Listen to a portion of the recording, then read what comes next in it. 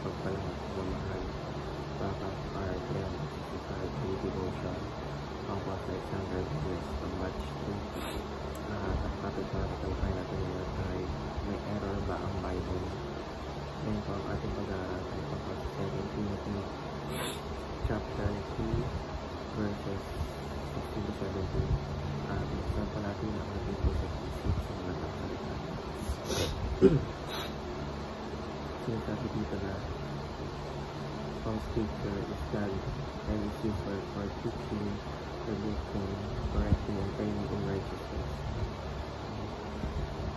so that the servant of God may be thoroughly equipped for every good work.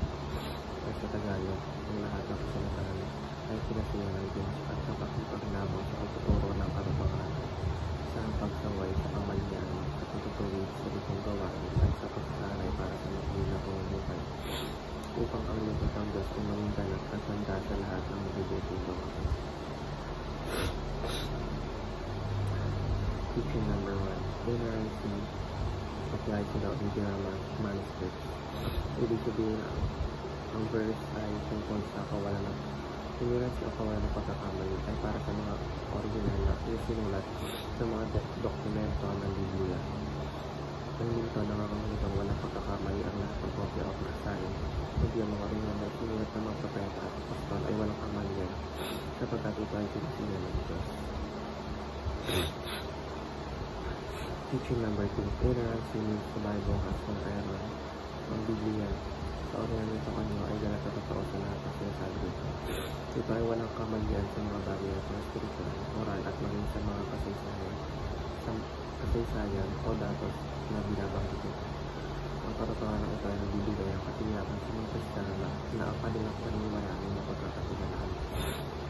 Teaching number 3. Inerrancy is rooted in the character of God. Ang Diyos ay tapat, banal at ang Diyos is sinungaling.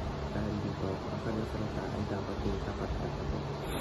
Kung ang Diyos ang pinagmula ng kasulatan, hindi siya nagbibigay ng mali information. Application number 1. Trust that God has preserved His word. Bagamat wala na ang mga original na manuscript, naniniwala tayo sa kanyang pagkapangyarihan at katatahan. Iningatan ng Diyos ang kanyang salita sa loob ng maraming siglo. Kaya't nakakaasa tayo na ang ating mga kopya ng Biblia ngayon ay tapat pa rin sa original na mensahe ng Diyos. Application number 2. Discover the heart and mind of God. Ang Biblia ay hindi lamang aklat ng mga utos o kasaysayan, pero pahayag ng Diyos sa kanyang sarili, sino siya, ano ang kanyang layunin at kung paano tayo dapat mamuhay. Application number 2. Live a book according to the principles of God. Hindi sapat na basahin lamang ang Biblia, dapat ito ay sa buhay. Ang kasulatan ay tuturo kung paano maging matuloy, paano ituloy ang pagkakamali at paano magpatuloy sa tamang landas.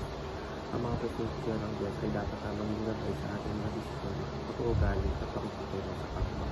Yun lamang po ang devotions na salamat.